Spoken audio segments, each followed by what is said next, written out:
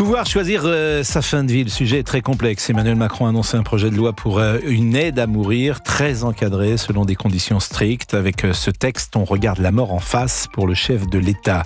Cette aide à mourir concernera uniquement les majeurs à condition qu'ils soient capables d'un discernement plein et entier, ce qui exclut les maladies psychiatriques ou les cas d'Alzheimer, être atteint d'une pathologie incurable avec pronostic vital, engagé à court ou à moyen terme et subissant des souffrances réfractaires que l'on ne peut soulager. Alors, je pense que nous sommes avec Monseigneur Pierre-Antoine Bozo, qui est évêque de Limoges et porte-parole de la Conférence des évêques de France. Bonjour, Monseigneur. Bonjour, monsieur. Et merci d'être avec nous. Est-ce que vous adhérez à ce projet de loi ? Alors, évidemment pas. Nous avons suffisamment dit nos réserves et même nous sommes un peu consternés de ce que le président de la République propose. Donc, nous n'adhérons évidemment pas à ce projet qui, dans une même loi, propose à la fois en même temps, le fameux en même temps, de promouvoir les soins palliatifs de manière assez minime et surtout d'ouvrir la possibilité, même si le mot n'est pas employé par le président, de l'euthanasie et du suicide assisté. Donc nous sommes résolument opposés à ce projet de loi. J'entends bien, mais je lisais ce qu'a écrit par exemple Charles Bietri. J'ai réussi à bien vivre, je n'ai pas envie de mal mourir. La maladie de Charcot m'a déjà privé de l'usage des jambes et de la parole. Bientôt, ce sera la respiration accompagnée de souffrance pour moi et les miens. Cette loi, un premier pas, peut nous offrir liberté et dignité. Merci. Voilà donc un homme qui est confronté à une situation que ni vous ni moi, évidemment, ne connaissons et qui, lui, témoigne du bien fondé de cette loi. Et j'ai envie de dire que ceux qui sont confrontés à cela, peut-être ont-ils voix davantage au chapitre que vous et moi. Oui, alors ce monsieur que vous citez n'est pas concerné par le projet de loi puisque vous l'avez dit vous-même, elle n'inclut pas les personnes qui sont au-delà de la maladie, la souffrance. Les maladies incurables, voilà. Et c'est la maladie le pronostic vital. Oui, pardon, mais le pronostic vital. Excusez-moi, le pronostic vital n'est pas engagé à court ou moyen terme. Le pronostic vital n'est pas engagé à court. Donc il n'est pas concerné. À moyen. Ah si. Maladie de Charcot, c'est ce qu'il dit d'ailleurs. Il va dire bientôt ce sera la respiration. Oui, mais le moyen terme, ça se compte en semaines. Mais c'est ça, la maladie de Charcot, c'est exactement ça, monsieur. Alors, ça dépend à quel moment où on en est, mais précisément, c'est ce qu'il dit. C'est ce qu'il dit. C'est-à-dire que il se trouve que je connais Charles Bietri. Et beaucoup de gens le connaissent parmi ceux qui nous écoutent, puisque c'est un journaliste célèbre qui communique régulièrement sur sa maladie et sur l'avancement de sa maladie. Donc, il y a eu les jambes, il y a eu la voix, et bientôt, il y aura la respiration. Et moi, je l'ai souvent eu, Charles Bietri, au téléphone. Et il m'avait toujours dit, lorsque ça va attaquer la respiration, et c'était il y a 2 ans de conversation, à peu près, il disait à ce moment-là, tu te retrouves, la mort, elle arrive, est-ce dans 3 mois, est-ce dans 6 mois, est-ce dans 1 an, mais elle arrive effectivement, elle devient programmée. Et c'est pourquoi, et c'est ma question d'ailleurs que je vous pose, est-ce que on doit davantage écouter ceux qui sont confrontés à cela, ou est-ce qu'on doit écouter des gens comme vous et moi ? Ou on doit écouter aussi ceux qui ont l'habitude d'accompagner ceux qui sont confrontés à cela. Et en particulier, tous les soignants et les médecins de soins palliatifs. Il y avait aujourd'hui une tribune dans Ouest France de Marie de Henzel, qui est une des pionnières des soins palliatifs. Elle écrit au président de la République, elle lui dit exactement ça. Je sais, pour en avoir été témoin pendant 10 ans, comme psychologue de la première unité de soins palliatifs française, que des soins palliatifs bien conduits par des personnes compétentes peuvent venir à bout de toutes les souffrances, même les plus réfractaires. La sédation réversible, la sédation profonde et continue jusqu'à la mort sont des moyens de lutter contre les souffrances les plus réfractaires. Et du coup, on voit même des personnes membres victimes de la maladie de Charcot, atteintes par la maladie de Charcot, disent mais nous ne voulons pas de l'euthanasie. Donc évidemment, on ne peut pas tenir compte de tous les cas individuels, et la loi ne veut pas tenir compte de tous les cas individuels, elle s'adresse à l'ensemble. Et vous voyez bien qu'à partir du moment, je vous le redis, le projet de loi qui a été évoqué par le président Macron exclut les maladies neurodégénératives, donc la maladie de Charcot. Donc, évidemment, il n'y aura jamais l'ensemble des personnes concernées qui se retrouveront dans cette loi. Et finalement, on voit bien l'évolution culturelle, c'est de ne pas accepter une image dégradée de soi-même, d'avoir peur de la mort et de la souffrance, et personne n'a envie de souffrir, mais les progrès des soins palliatifs aujourd'hui font que on vient à bout des souffrances réfractaires, et dans quasiment tous les cas, donc on ne peut pas faire des lois pour un cas particulier. Alors j'entends bien, monseigneur Pierre-Antoine Bozo, je précise que la maladie de Charcot entre précisément dans la loi, puisque ce sont des maladies neurodégénératives qui altèrent le discernement. C'est ça ce qu'a écrit Emmanuel Macron. Or, la maladie de Charcot est effectivement une maladie neurodégénérative, mais elle n'altère pas le discernement. Et il citait justement l'exemple d'Alzheimer. Mais au-delà de notre discussion, et moi vous êtes un homme d'église, et je peux comprendre la position de l'Église et en général de toutes les religions qui considèrent que nous ne sommes pas maîtres ni de notre naissance, ni de notre mort, que ce n'est pas à nous de décider de notre mort. Est-ce que cela entre en jeu dans votre raisonnement ? Bien sûr, mais ce n'est pas une question confessionnelle. C'est une question de société. C'est une question de culture commune. À partir du moment où la loi permet l'atteinte à la vie, où l'atteinte à la vie devient légale, eh bien, nous changeons vraiment complètement de paradigme. C'est-à-dire, nous faisons sauter un verrou civilisationnel. C'est pas un verrou confessionnel. J'entends bien, mais on a trouvé également, on a vu sur le sujet de l'IVG, on a vu effectivement ce débat. Moi, je trouve qu'il y a une forme d'hypocrisie, si vous me permettez, parce que je comprends. Je viens de ce monde catholique, je sais précisément ce que pensent beaucoup de catholiques, certains d'ailleurs se sont arrangés forcément avec le dogme, parce qu'il y a beaucoup de catholiques qui pratiquent l'avortement, mais je comprends que si on adhère à l'Église de Rome, évidemment il n'y a jamais d'avortement et il n'y a jamais de fin de vie programmée, parce que dans les deux cas on va au bout du message de l'Église de Rome et on considère que ce n'est pas à vous de décider ni de votre naissance, ni de votre mort. Mais ce n'est pas une obéissance servile à un dogme romain, c'est simplement une conception de l'homme, de sa dignité. C'est-à-dire que la solution de facilité, on le voit bien, ce sera facile d'appuyer sur une seringue à partir du moment où la loi le permettra. Et qui se formera alors au maniement subtil des antalgiques, à l'accompagnement de la souffrance globale, à la vraie fraternité. La vraie fraternité, ce n'est évidemment pas de se dire devant la souffrance, on tue. C'est devant la souffrance, on accompagne. Devant la souffrance, on manifeste l'affection, la présence. Vous savez, toutes les expériences en soins palliatifs disent exactement la même chose, c'est que les personnes qui arrivent avec un désir de mourir, quand elles sont prises en main, bien prises en main, ce désir s'efface parce qu'elles se sentent exister pour les autres, elles sentent qu'elles sont prises en soin, y compris en charge, y compris dans leur souffrance. Donc je crois que cette loi induirait évidemment une mentalité qui ferait peser en particulier sur les personnes fragiles, sur les personnes âgées, comme la honte de continuer de vivre et d'être un poids pour la société.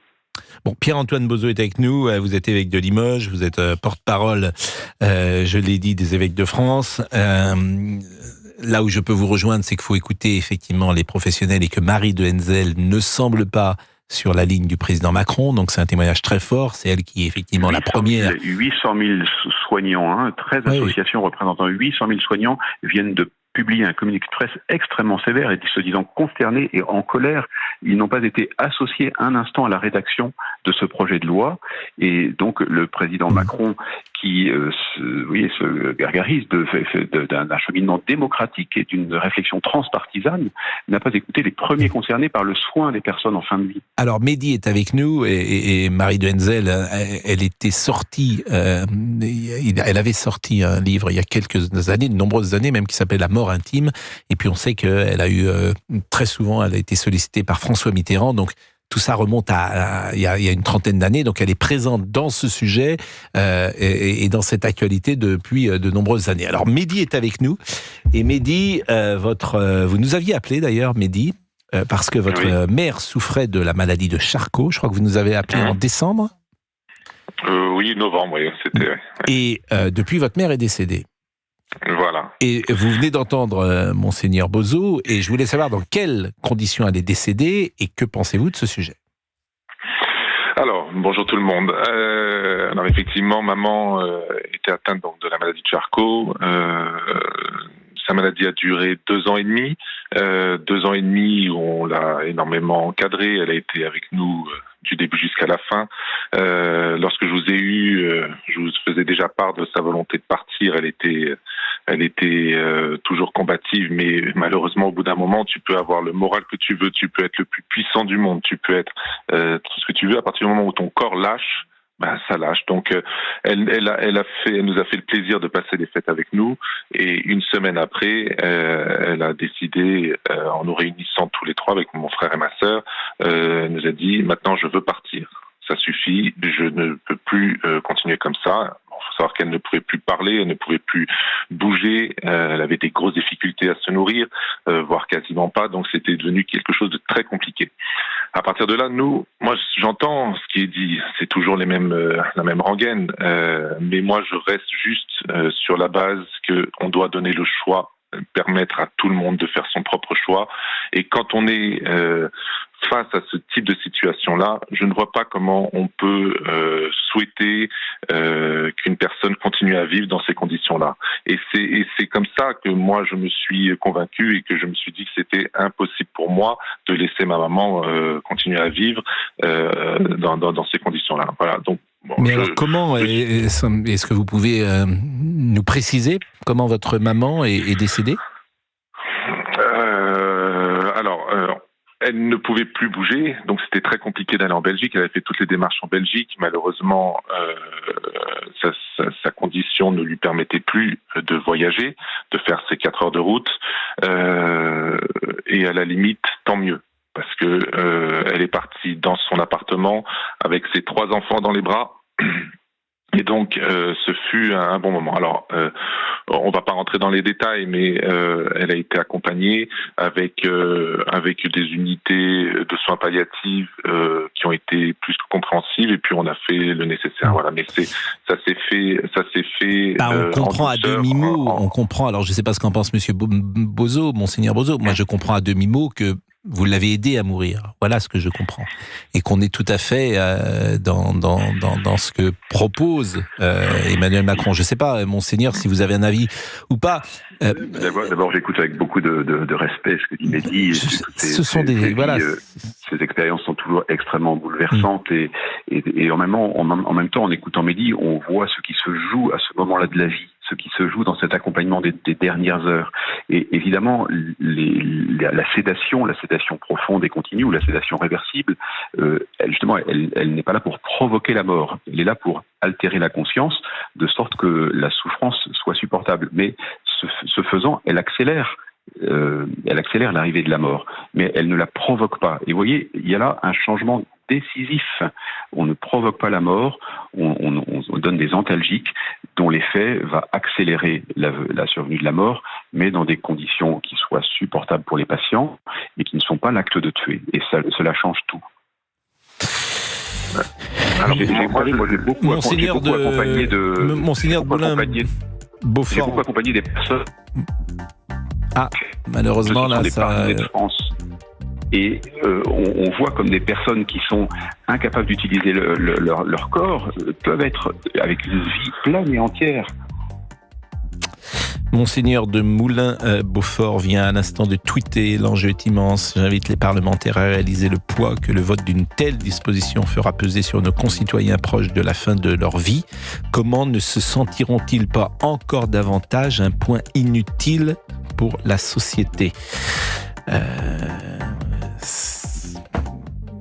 Vous allez pouvoir réagir. Je découvre en même temps ce texte et généralement, il est facile d'avoir une opinion sur des sujets.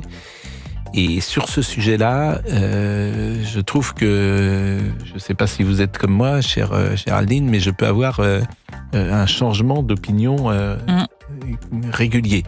Parce que avoir une position définitive sur ce sujet-là n'est pas chose simple. Je salue parce qu'il est en régie l'excellent Cédric Chasseur qui est venu nous voir aujourd'hui. Bonjour Pascal. Bonjour cher ami. De 11h à 13h avec vous sur Europe 1 et nous retrouvons Mehdi. Pascal. Mehdi, donc vous avez été confronté. Je pense que Monseigneur Bozo est parti, l'évêque de Limoges. Je le remercie grandement, porte-parole de la conférence des évêques de France. Ce serait bien d'ailleurs d'avoir de Marie de Henzel aussi, qui sur ces sujets-là, effectivement, est tout à fait remarquable et puis connaît, parce que c'est des sujets... Pourquoi c'est difficile d'avoir un avis ? Parce qu'au fond... on ne le vit pas. On ne le vit D'abord, pas, ouais. Et puis on n'est même pas confronté. Marie ça. de Henzel, ça fait 30 ans qu'elle est confrontée. Donc son avis est, je pense, plus intéressant à écouter que ceux qui ne sont pas confrontés à cela. Mehdi, est-ce que vous, par exemple, ça a changé votre regard sur la fin de vie ?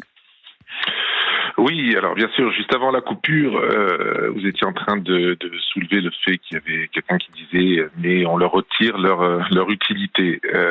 Moi, je suis assez bluffé par ce genre de sortie, parce que à partir du moment où tu es dans un lit, à ne plus pouvoir bouger, à attendre que l'infirmière passe pour pouvoir te nettoyer les fesses, faut employer les vrais mots, le vrai quotidien de ces personnes qui sont en train de souffrir et qui restent allongées dans leur lit toute la journée, etc. Je ne vois pas quelle est l'utilité, hormis se sentir justement un poids. Et moi, j'ai eu la chance d'avoir ma famille qui m'a encadré avec ma maman. On est restés tous les 4 avec mon frère et ma sœur et ma mère. On était très soudés, donc beaucoup de chance, énormément d'amour.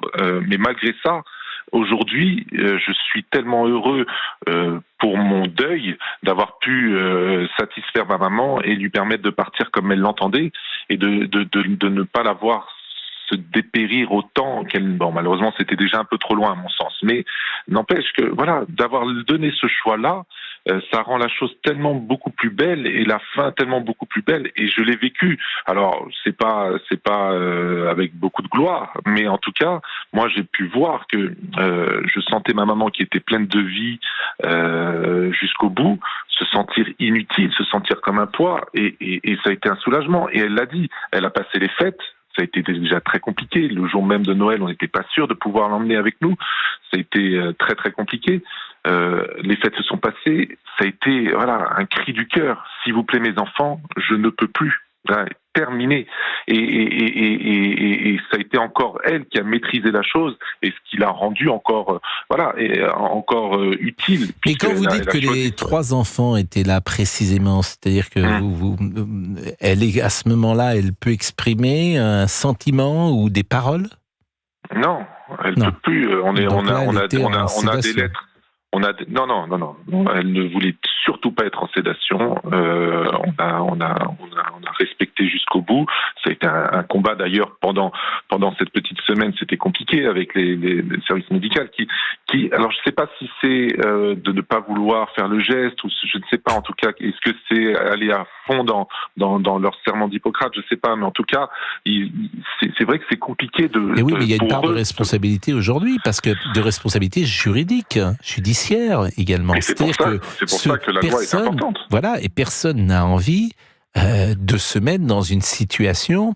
On se souvient il y a une quinzaine d'années, un médecin qui était passé aux assises et qui avait été acquitté d'ailleurs, et qui était accusé d'avoir aidé à mourir des patients au curare, je me souviens. Et ce médecin qui a été acquitté, il est toujours interdit de médecine aujourd'hui. Et toujours interdit de médecine. Je trouve d'ailleurs qu'il y a manifestement une contradiction. Donc le personnel soignant, les médecins, ils n'ont pas envie de sortir aujourd'hui de la loi, parce que ce qu'on pouvait peut-être faire il y a 10 ans, 20 ans, 30 ans, 40 ans, aujourd'hui dans une société ultra judiciarisée comme elle l'est, j'imagine que les personnels soignants est beaucoup plus vigilants. Et bien sûr, et c'est pour ça que, alors moi je trouve déjà que c'est bien qu'il y ait ce projet qui a été annoncé hier. On parle de pas donner les dons. Je trouve que le terme aide à mourir, ça débloque la situation. Alors il y en a qui disent c'est un euphémisme, etc. Non, je suis pas d'accord. Ça fait peur l'euthanasie, ça fait peur le suicide assisté. Et à partir du moment où on est dans une logique de ne pas faire de cette aide à mourir ou de cette euthanasie ou de ce suicide assisté comme étant un soin, ça va bloquer les choses. Et le sujet juridique est important.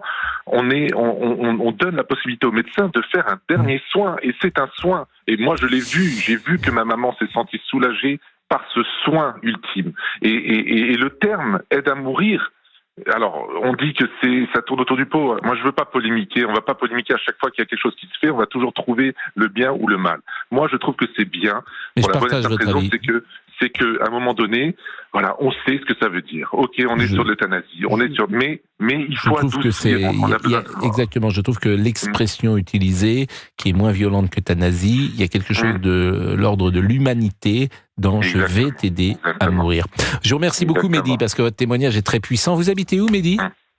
J'habite à Sucy-en-Brie, dans le 94, Val-de-Marne. Écoutez, ça serait intéressant que vous veniez sur notre plateau, si j'ose dire, parce que avec grand plaisir. Vraiment, et pour prolonger cette discussion, parce que vraiment, je pense que la prochaine fois, on pourrait vous recevoir ou en studio ou en plateau, en tout cas de télévision, parce que ce que vous dites est vraiment très intéressant. Alain habite dans le Pas-de-Calais. Alain, vous êtes sur une position différente, peut-être Alain, mais c'est important de le dire au début de notre entretien. Vous êtes catholique ? Non, je suis protestant évangélique. Ah, pardonnez-moi. Donc vous êtes chrétien, mais vous n'êtes pas catholique. Oui. Vous êtes sur une position donc différente, disais-je. Oui, tout à fait. Puisque moi, je suis contre cette loi de faire mourir, de pratiquer ce geste. Pour moi, la vie a l'importance. On s'est toujours battu pour améliorer la vie jusqu'à aujourd'hui. Et pourquoi éteindre la vie ? Aujourd'hui, c'est simple. On fait l'avortement, on demande à ce que on puisse faire partir les gens, mais est-ce que c'est les personnes qui le demandent ? Est-ce que c'est les familles qui le demandent ? Est-ce que c'est les docteurs qui le demandent ? Donc, il faut bien mettre ça au... Là, vous avez entendu Mehdi, par exemple, c'était assez clair. Oui, non, mais c'est dans clair, le cas de Mehdi, manifestement, c'est sa mère, c'est la principale concernée qui demande. Oui, non, mais c'est... Il n'y a pas de oui, non, c'est ce qui s'est passé, c'est ça, on peut pas... c'est elle qui demande, monsieur. Oui, la personne, elle le demande, mais bon, pour nous, en tant que chrétiens, la vie ne nous appartient pas. Ah, voilà, alors ça, j'entends, mais vous savez que je l'entends, cet argument, je l'entends. On dit que notre corps nous appartient. Oui. Non, nous, en tant que chrétiens, notre corps appartient à Dieu. La vie, on nous a donné la vie. Aujourd'hui, cette vie ne nous appartient pas, elle appartient à Dieu. Dieu nous reprendra quand il voudra. Vous savez, moi aussi, j'ai souffert beaucoup. Vous savez, j'ai eu une leucémie aiguë en 2004. Et j'ai eu une inflammation en plus quand on m'a mis mon cathéter et mon oreillette gauche a été toute griffée. Donc, quelqu'un qui a une leucémie, je montais en température, j'ai manqué 2 fois de mourir. 2 fois, la médecine m'a rattrapé. J'ai été mis dans une chambre stérile pendant plusieurs semaines. Et j'ai combattu entre la vie et la mort. Je sais ce que c'est que la souffrance. Je sais que c'est un combat à mener. Mais je me suis sorti de là. Je me suis sorti tout simplement parce que on m'a accompagné aussi, on m'a encouragé aussi. Donc je pense que aujourd'hui là-bas à l'hôpital, j'ai eu un professeur de médecine qui me disait tout simplement aujourd'hui, ce n'est pas normal que des personnes souffrent. Bon, Alain, j'entends. Je voudrais qu'on resserre le débat sur la fin de vie, précisément. Pardonnez-moi de vous interrompre. On va de toute façon marquer une pause. Mais ce qui est certain, c'est que l'argument religieux, je l'entends. C'est d'ailleurs, je trouve, c'est pour ça que j'ai posé la question tout à l'heure à Monseigneur Bozo. Parce qu'il ne le dit pas comme ça, mais je subodore quand même qu'il est sur cette ligne-là. Si vous êtes religieux, quelle que soit la religion d'ailleurs, vous avez une grille de lecture sur votre vie qui n'est pas la même que quelqu'un qui n'a pas la foi. Si vous pensez que, comme monsieur, que Dieu est responsable de votre vie, forcément, toutes vos décisions sont différentes. Si en revanche, vous êtes ou athée ou agnostique ou que sais-je, les choses sont différentes. C'est-à-dire que ce qu'on peut comprendre, c'est pour ça que c'est très important de savoir d'où on parle, comme dit l'autre. Bon, le sujet est dramatique, grave, et malgré cela, On essaiera d'avoir dans la deuxième partie tout à l'heure peut-être un peu plus de légèreté. Monsieur Tessier, qu'est-ce que vous nous avez prévu ? Oui, rien à voir, mais on parlera notamment de chansons françaises avec l'anniversaire de la disparition de Claude François. C'était le 11 mars 1978 et nous aurons également Yvan Cassard pour la symphonie de Johnny. Voilà, la symphonie de Johnny. Autre chose. Je rappelle que le 11 mars, lorsque Claude François est décédé... Oui. Vous étiez dans le bus. Vous l'avez déjà raconté, celle-ci. Je vous l'ai dit. Laissez-moi écrire un livre sur vous. Laissez-moi l'écrire. Je vous l'ai dit. Oui. Mais moi, je sais tout de vous. Je peux écrire. Est-ce que vous savez quel jour c'était ? C'est un samedi. Oui, mais c'était à monsieur que je faisais quand même. Vous savez, vous me faites penser, dans ces dîners, il y a quelqu'un qui commence une histoire, et il y a quelqu'un au bout de la tête qui dit « Ah, je la connais !» Oui, c'est ça. Qui mange la chute. Tout ça et vous l'avez pas dès le matin, vous. Hein. Il est insupportable. Et Laurent Tessier est là depuis 6 heures. 6 heures. Je sais pas comment il fait. Laurent Tessier aussi, il est là. Je suis la babysitter de DJ Fab. Europe 1. Pascal Praud et vous, de 11h à 13h sur Europe 1. Journée nationale d'hommage aux victimes du terrorisme, on va en parler dans une seconde. Simplement, nous terminons le sujet de la fin de vie, qui est un sujet grave, mais je pense qu'on va en parler vraiment peut-être toute la semaine et au-delà. Écoutez ce que disait Jean-Luc Romero. Il est président d'honneur de l'Association pour le droit de mourir dans la dignité. Il était au micro d'Europe 1 de Caroline Baudry.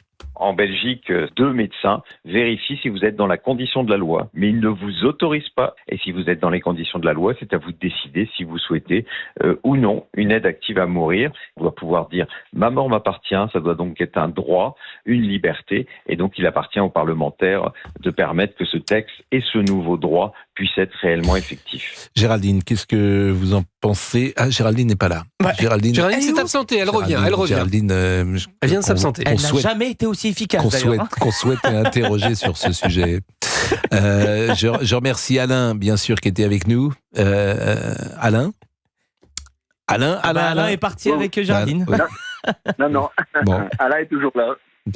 Bon, Alain, je vous remercie. Je taquinais Géraldine parce que je savais évidemment qu'elle était sortie du studio et je lui demandais son avis. Pardon, excusez-moi, quelque chose d'urgent à demander. Le sujet est évidemment suffisamment grave et dramatique. Alain, je vous remercie. D'abord, je vous remercie de votre franchise, Alain, parce qu'au moins vous dites clairement les choses. Et je trouve qu'il y a tellement de gens dans tous les domaines qui ne disent pas clairement les choses. Donc vous, après, du coup, c'est respectable. Je vous comprends. Ce que je trouve plus étonnant, c'est qu'au fond, vous adaptiez ça à votre propre vie. Je le comprends. Ce qui m'ennuie, c'est que vous vouliez l'adapter à la vie des autres. Parce que ce droit-là, il ne vous retire rien à vous. Cette aide à mourir, elle ne changera rien pour vous. Pourquoi, par exemple, voulez-vous que, sur ma propre mort, pourquoi, au nom de quoi, cher Alain, le chrétien que vous êtes veut décider de ma propre mort? Non, chacun est libre. Chacun est libre de faire son choix. Ah bon, et en tant que chrétien, la Bible nous dit que Dieu nous a laissé le libre choix. Et donc, on a le choix. D'accord, donc c'est pour vous. Ça, donc ce choix, il est pour vous, mais vous ne voulez pas l'imposer aux autres. Non, chacun. Donc vous n'êtes pas contre la loi. Si, je suis contre la loi dans le sens... Là, il y a une ambiguïté. Oui, mais ce que je veux dire, tout simplement, c'est que la vie ne nous appartient pas. Oui, mais mais répondez à ma question. Mais vous ne pouvez pas dire d'un côté, chacun est libre, et puis d'un autre côté, la vie ne nous appartient pas pour tout le monde. Elle ne vous appartient pas à vous. Je me fais l'avocat du diable, là. Comprenez-vous bien. Mais, vous appliquiez pour vous-même ce à quoi vous croyez, je l'entends. Mais est-ce que vous voulez aussi appliquer ce à quoi vous croyez aux autres ? Disons que oui. Oui. C'est là que la discussion commence, si j'ose dire. Parce que moi, je vous dis au nom de quoi vous voulez m'imposer, et je me fais l'avocat du diable, puisqu'il est possible que je pense comme vous d'ailleurs, mais peu importe, au nom de quoi vous voulez imposer votre vision. On est passé par le siècle des Lumières, c'est aussi cela le siècle des Lumières, la séparation de l'Église et de l'État, c'est aussi ça. C'est-à-dire qu'aujourd'hui, on n'a pas d'injonction religieuse dans nos vies. Oui, bien sûr, mais en tant que chrétien, moi je parle ce que la Bible m'enseigne. Bon, la Bible m'enseigne. J'entends bien. Bon, on va tourner en rond parce que oui, bien sûr. Mais c'est le sketch de Michel Serrault et de Jean Poiret. C'est pas facile.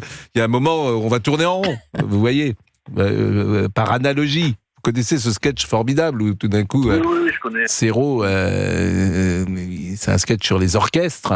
Et Serrault dit, j'ai passé mon permis de jouer de l'orchestre, et il joue du hautbois. Et il dit, d'ailleurs c'est très difficile parce que on a interdiction de fumer lorsqu'on joue du hautbois. Bon, et Jean Poiret dit, oui bien sûr, évidemment, mais en même temps c'est pas facile de fumer en même temps qu'on joue du hautbois. Oui, et l'autre répond, c'est pas le problème, puisque c'est interdit. Bon, on n'a pas le droit. Bon. Et puis l'autre lui dit, mais j'ai très très bien compris, bien évidemment, mais comprenez que de toute façon, même c'est pas pratique de jouer du bois. Et comme ça, il se renvoie les choses. Et c'est la même discussion. C'est pour ça que je disais, là, on est dans une discussion où je dis quelque chose et monsieur Alain dit la même chose. Bon, merci en tout cas, Alain, et merci pour vos convictions, parce qu'il faut en avoir, évidemment, dans la vie. Et il est 11h56 et on a terminé donc avec ce sujet. Chaque jour, vivez-vous chaque jour avec la peur d'un attentat? C'est une question qu'on a posée, parce qu'effectivement, et notamment d'une attaque terroriste. C'est la journée nationale d'hommage aux victimes du terrorisme, avec une cérémonie qui est prévue à Arras. Et je pense que Lionel Gougelot, qui est le correspondant d'Europe 1 dans les Hauts-de-France, est avec nous. Bonjour. Bonjour Pascal. Et vous venez d'assister, je pense, à cet hommage, Lionel. Oui, effectivement, une cérémonie qui vient de s'achever il y a tout juste quelques minutes ici à la citadelle d'Arras, cérémonie qui a été présidée par le Premier ministre Gabriel Attal, qui était organisée, vous le savez, plus spécifiquement pour rendre hommage aux victimes du terrorisme dans l'enseignement, puisqu'il a fortement été question ici de Dominique Bernard, bien évidemment du lycée Gambetta, mais aussi de Samuel Paty. Et qu'est-ce que vous retenez des mots prononcés par le Premier ministre ? Les mots ont été assez forts. D'abord, le Premier ministre a tenu à réaffirmer que la République, que l'État serait toujours aux côtés des victimes du terrorisme pour les reconstruire, pour leur permettre de se reconstruire et pour les accompagner. C'est vrai ici, notamment pour ce qui concerne les personnels enseignants du lycée Gambetta qui vivent encore un traumatisme très important après cette attaque du 13 octobre dernier. Des mots forts également du Premier ministre qui considère que toutes les victimes du terrorisme sont les héros de la liberté. Alors, il y a eu une cérémonie d'hommage très, très émouvante ici avec des lectures, notamment de deux anciens collègues de Dominique Bernard, mais aussi d'une ancienne collègue de Samuel Paty, pardonnez-moi. Cérémonie très, très émouvante avec des chants, des chorales d'enfants et encore une fois un hommage plus particulier au personnel enseignant que certains considèrent maintenant comme étant d'une certaine façon en première ligne face à la menace terroriste. Merci beaucoup Lionel Gougelot, correspondant d'Europe 1 dans les Hauts-de-France. Merci. À 11h58, on va marquer une pause et dans la deuxième partie, nous allons changer de sujet, avoir peut-être plus de légèreté. On passera un petit coup de fil à notre ami Didier Barbelivien qui a eu 70 ans hier. Et on va lui demander pourquoi on n'a pas été invité. C'est ça, ouais. Oui. On va en même temps, on n'a pas demandé. Oui, voilà. Si vous n'avez pas demandé, vous ne pouvez pas être invité. Forcément. Oui.